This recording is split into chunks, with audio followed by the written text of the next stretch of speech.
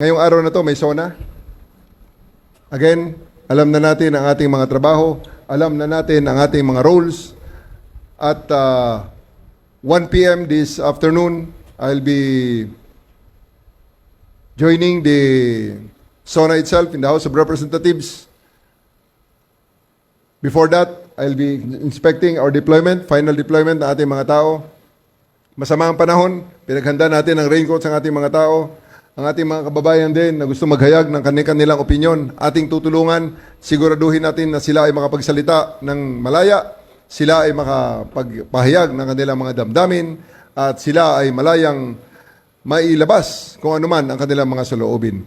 Tayo mga pulis, maximum tolerance tayo, hindi natin gagambalain ang mga nagpapahayag ng mga opinyong taliwas sa gobyerno, at hindi rin naman natin papakialaman yung mga maglalabas din ng kanilang saloobin in support of the government.